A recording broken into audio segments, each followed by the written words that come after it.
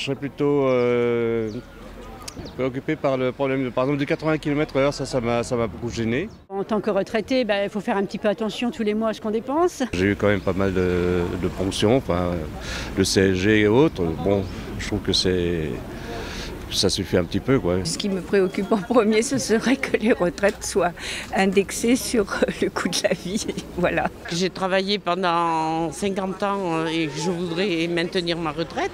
Et puis la deuxième chose, que tous ces conflits ne nous mènent pas à un conflit national. Ce qui me préoccupe, c'est surtout finalement la division dans la société. C'est-à-dire que des personnes qui se positionnent contre le gouvernement, en ayant des besoins qui sont d'ailleurs, je pense, réels, et en même temps qui ont du mal à faire valoir leurs arguments.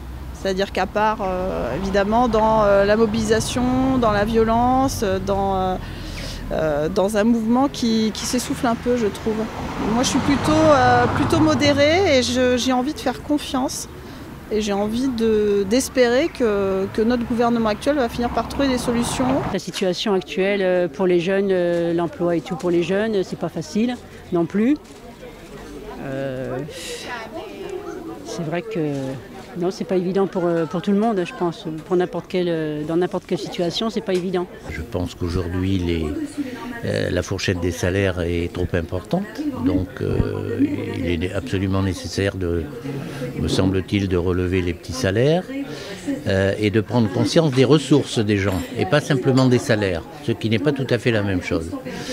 En revanche, je pense que les hauts salaires devraient être pas bloqués parce que le mot est fort, mais devraient être examinés avec beaucoup d'attention. On comprend difficilement ce que les responsables politiques peuvent vouloir faire alors qu'il y a énormément à faire et tenir compte des difficultés des gens au quotidien. Ils n'ont aucune notion des difficultés financières parce qu'ils sont bourrés de fric et ça c'est insupportable. Je vois qu'il y a quand même pas mal de choses qui sont négatives à tout point de vue, donc c'est vrai que c'est ça qui me préoccupe le plus. J'aimerais que ce grand débat puisse aboutir au moins à quelque chose, mais j'ai bien l'impression que ça va être que du blabla et puis du blabla. Et c'est la seule chose qu'on va retenir, à mon avis, pour moi. Donc je voudrais du positif, alors que je ne suis pas sûr qu'il y en ait à la sortie. On est en train de monter les gens tous les uns contre les autres, et là, pour l'instant, je pense qu'il n'y aura pas beaucoup d'issues. Il n'y a pas beaucoup d'issues positives, voilà.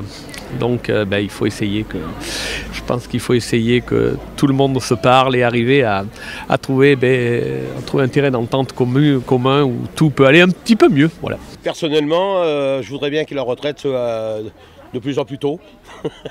et voilà quoi. Un meilleur salaire, mais bon, ça, tout le monde dit la même chose. J'ai pas assez de vacances. Voilà. Le prix du gasoil qui est très cher, voilà, et puis comme ça évite les déplacements et on reste plus sage à la maison. Je crois que notre pays est un pays que beaucoup de gens admirent parce qu'il n'y a pas que des choses négatives, bien au contraire. On a un système de reversion absolument fabuleux, un système de retraite qui fonctionne, une protection sociale qui est absolument enviée par le monde entier. Donc il n'y a pas que des choses négatives. Il faut aussi regarder ça. Et à partir de là, si on devient raisonnable, je crois qu'on peut se sortir de l'ornière assez facilement. Je trouve que la vie est belle. Je n'ai pas particulièrement de problème dans ma vie.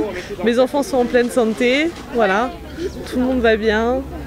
Donc voilà, j'ai un métier que j'adore. J'ai un mari que j'aime. Donc non, pas de particularité, pas de problème dans ma vie en général.